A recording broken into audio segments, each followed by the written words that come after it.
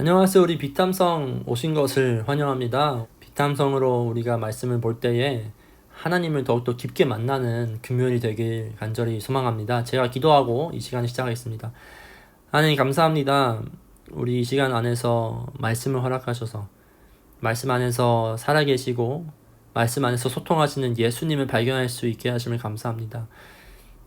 우리가 말씀을 볼 때에 더욱더 하나님을 발견하게 하시고 우리를 향한 또 하나님의 마음을 조금이라도 더 알 수 있게 우리를 인도하여 주시옵소서. 이 모든 말씀 살아계신 예수님 이름으로 기도드렸습니다. 아멘.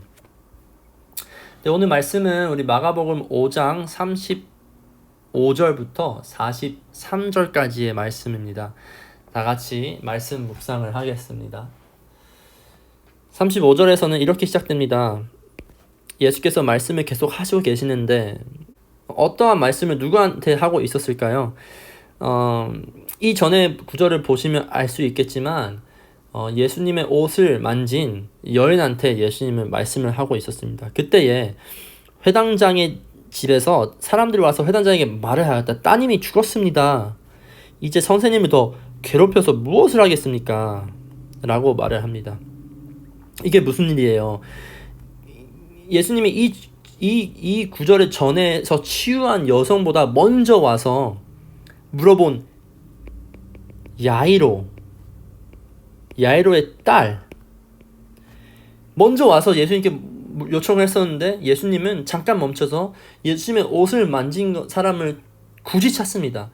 그래서 이 야이로의 딸은 도와주는 것을 좀 더 분명히 미뤄졌겠죠. 야이로는 분명히 이 소식을 들었을 때 첫 번째 원망을 했을 것 같아요. 누구를 원망을 했을까요? 예수님을 원망했을 것 같아요. 예수님을 만나러 분명히 집을 나왔었는데 근데 예수님은 그 딸을 만나러 가는 것커녕 갑자기 멈추시면서 주변에서 자기 옷을 만진 사람을 찾았던 거죠.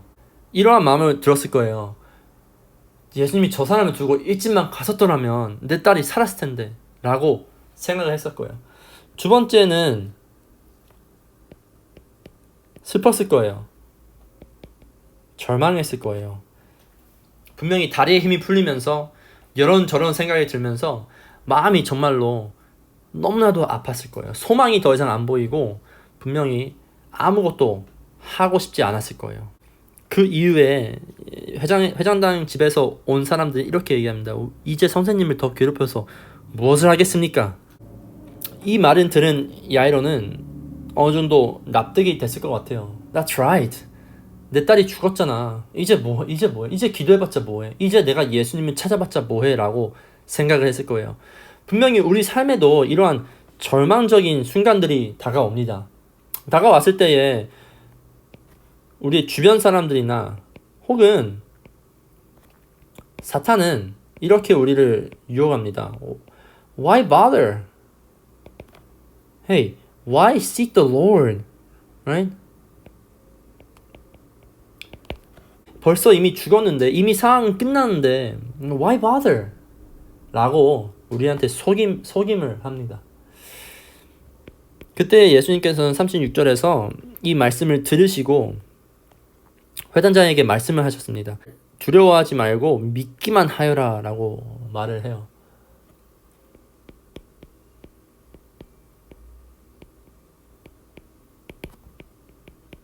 여기서 주님께서 믿음을 강조하십니다. 그때에 이 사람들에게 들리는 속임수에 속지 말고 거짓에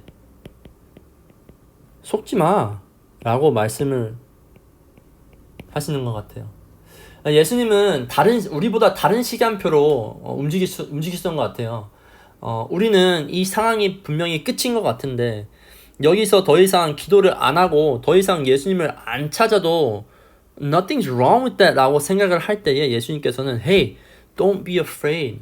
믿어라. There's something more. 더 있어 라고 우리에게 말하는 거. 마치 저에게 현준아 인생 참 어렵지. 현준아 두려워하지 마. 포기하지 마. 믿음을 가져봐 라고 말씀을 하시는 것 같아요. 37절에서는 그리고 베드로와 야고보의 동생 요한 밖에는 아무도 따라오는 것을 허락하지 않으셨다라고 나와 있어요. 이 말씀을 하시고 정말로 소그룹으로 주님께서 또 움직이셨어요. 여기서 우리는 또 관계를 중요하게 하신 예수님을 우리가 발견할 수 있는 것 같아요. 분명히 거기에 있는 사람들을 다 데리고 그 멋있는 역사를 하시면서 미러클을 하시면서 그들에게 다 봐봐 나 하나님의 아들이지 라고 얘기할 수 있었지만 예수님은 그러지 않으시고 모든 사람들은 따라오지 못하게 하시고 정말로 소그룹만 선택을 하시죠. 예수님께서는 관계로 움직이시고 관계로 초대하시는 것 같아요. 우리 눈에는 분명히 it makes sense 다 데려가야 되는데 예수님은 다른 시간표로 움직이신다는 것을 우리가 볼 수 있는 것 같아요. 38절에서 그들은 회당의 집에 이르렀다. 예수께서 사람들이 울며 통곡하며 떠드는 것을 보았다라고 나와 있어요. 왜 울고 있었을까요? 슬퍼서 울고 있었겠죠. 절망했겠죠. 소망이 없다고 생각을 하면서 울고 있었겠죠. 또 어떤 거를 떠들었을까요? 분명히 예수라는 사람이 빨리 안 와서 죽었다라고 떠들었을 거예요. 39절에서 예수님께서 들어가셔서 그들에게 말씀하셨다고 얘기합니다. 어찌하여 떠들고 울고 있느냐? 그 아이는 죽은 것이 아니라 자고 있다라고 나와 있어요. 얼마나 이게 제자들과 그 회장당의 눈에서는 어이가 없는 말일까요? 분명히 죽었는데 그들 눈엔 분명히 이 딸이 죽었는데 왜 자고 있다고 말을 하실까? 예수님께서는 분명히 뭔가 더 있다는 것을 알고 있지만 우리는 뭔가 있다는 것을 모르고 있었을 거예요. 다시 말해서 예수님께서는 다른 시간표로 작동해 주고 우리는 우리의 시간표로 살아가죠.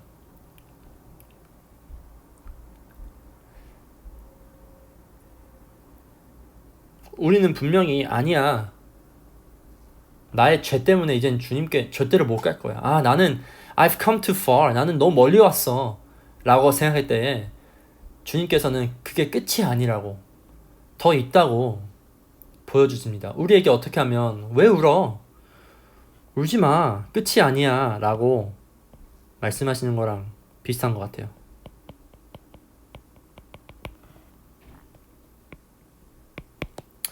(40절에서) 그들은 예수를 비웃었다 라고 나와 있죠. 여기서 비웃었다라는 단어를 우리가 좀 더 분석해 봤을 때 무시했다라는 단어랑 비슷해요. 예수님의 말을 무시했다. 우리의 삶에서 분명히 예수님께서 우리를 위로하시는데 끝이 아니라고 위로하시는데 더 있다고 something more 더 있다고 위로하시는데 예수님의 말씀을 분명히 무시할 때도 있는 것 같아요. 에이 설마 진짜 이게 끝이 아니겠어? 에이 설마 정말 이게 이루어지겠어? 내 기도 제목 이것이 설마 이루어지겠어? 라고 우리 깊은 마음속에 무시하는 것이 있는 것 같아요. 그때 예수님께서 어떻게 하시죠? 그들을 다 보내신 뒤에 아이의 부모와 일행을 데리고 아이가 있는 곳으로 들어가셨다라고 나와 있어요. 그때 뭐를 하셨죠? 다 보내시고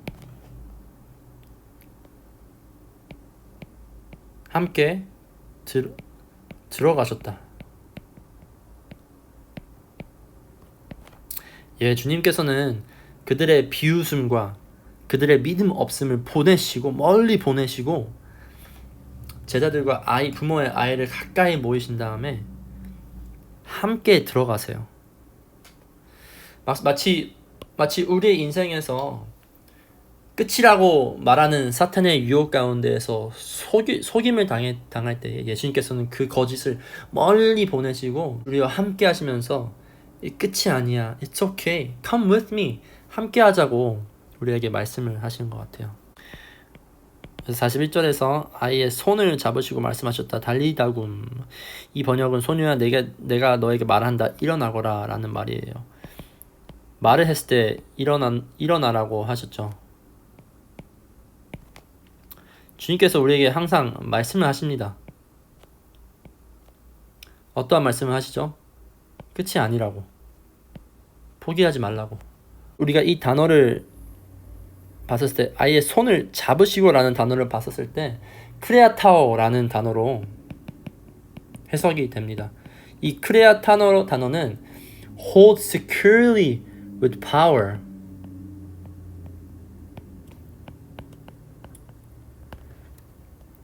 주님께서는 우리를 절망적인 상황 가운데 있는 우리를 크레아타오 hold securely with power. 주님의 능력으로 우리를 붙잡는다는 것을 우리가 이 구절에서 발견할 수 있어요. 42절에서 그러자 소녀가 곧 일어나서 걸어다녔다. 소녀의 나이는 12살이었다. 사람들은 크게 놀랐다. 가장 먼저 가까이 본 사람들은 아이의 부모와 제자들이었을 거예요. 왜죠? 주님과 함께 했잖아요.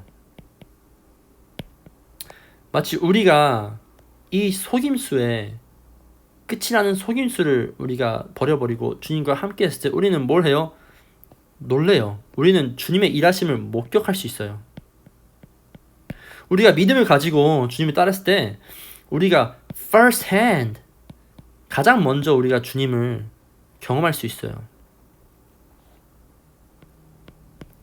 43절에서 예수께서 이 일을 아무에게도 말리지 말고 말라고 그들에게 엄하게 명하시고 소녀에게 먹을 걸 주라고 하셨다.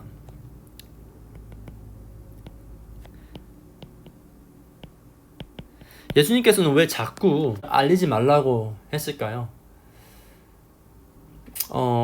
이 순간에 있는 제자들의 마음은 예수님께서 계속 큰 일을 하시는 거 봤어요. 귀신을 쫓는 것을 봤고요. 그 다음에 여인을 치료하는 것을 봤고요. 이제 죽은 아이가 살아나는 것을 목격했어요. 제자들의 마음은 분명히 이러한 마음이 있을 거예요. 역시 내 하나님. 내가 예수님에 따르는 것을 이제야 증명될 거야. 사람들이 이제 알 거야. 내가 이상한 사람이 아니라고. 라고 분명히 생각했을 거예요. 빨리 예수님이 더 알려줘야지. 내가 이상한 사람은 안 보이는데 빨리 예수님이 알려줘야지. 내 주변에 있는 사람들, 내 가족들이, 내 친구들이 나를 이해할 텐데, 나를 더 좋게 볼 텐데 라고 분명히 생각을 했을 거예요. 여러분, 우리도 그렇지 않나요? 주변에 있는 아픈 영혼들, 외면 나간 사람들은 전혀 상관 안 하면서 우리가 빨리 어떻게 되려고 노력하지 않나요? 주님께서는 가장 관심 있는 것은 아픈 영혼, 외면 나간 영혼, 세상에서 버려진 사람들을 가장 찾으시고 원하시는데 우리는 이 제자들처럼 본인의 영광을 먼저 추구하는 모습이 있지 않나요? 오늘 말씀을 묵상하면서 느낄 수 있는 것은 계속적으로 한 영혼을 소중하게 여기세요. 사람들이 너무 많아서 바쁠 때도, 아무리 급한 일이 있을 때도 주님께서는 한 영혼을 외면하지 않으시고 관심을 보여주세요. 그들을 위해 멈추시고 시간을 함께 보여준다는 것을 우리가 오늘 목격할 수 있는 것 같아요. 그리고 또 두 번째로 어떤 것을 발견할 수 있냐면, 우리 하나님은 다른 시간표와 다른 방법대로 일하시는 것 같아요. 우리는 분명히 우리만의 방법과 우리만의 시간대로 이러한 저런 것이 될 거를 예상하는데, 주님께서는 그러한 방법이 아니라 더욱더 아름다우시고 더욱더 큰 시간표로 역사하시는 것 같아요. 우리는 과연 이 주님의 시간표를 인정하고 하느님의 일하심을 인정하는지 돌아볼 필요가 있는 것 같아요. 내 시간과 방법대로는 전혀 아니었지만 그것보다 더욱더 훨씬 더 아름다웠던 주님의 시간표와 방법을 우리가 경험하길 소망해요. 하나님, 우리의 정말로 솔직한 마음은요, 이러한 절망적인 상황이 우리에게 다가올 때에 기도도 하기 싫고 성경도 피기 싫고 심지어 교회도 가기 싫을 때가 분명히 있습니다. Why pray? Why bother seeking the Lord? 이라고 외치는 이 세상 소리 안에서 우리에게 두려워하지 말고 믿기만 하라는 주님의 음성을 구분하고 들을 수 있는 귀를 허락해 주시고, 우리의 시간표로 지금까지 모든 것을 바라보고 살아왔다면 앞으로의 우리보다 더욱더 위대하고 아름다운 하나님의 시간표로 살아갈 수 있는 우리가 될 수 있게 주님 인도하여 주시옵소서. 오늘 여전히 우리에게 관계로 초대하시는 주님을 우리가 오늘 주님 앞에 반응을 하기 원합니다. 주님의 손을 잡고 일어나기 원하고요. 주님의 음성을 들으면서 그 절망한 자리에서 우리가 믿음을 가지고 다시 일어나기 원합니다. 그렇게 살아갈 수 있게 우리에게 힘과 믿음을 허락하여 주시옵소서. 이 모든 말씀 살아계신 예수님 이름으로 기도드렸습니다. 아멘.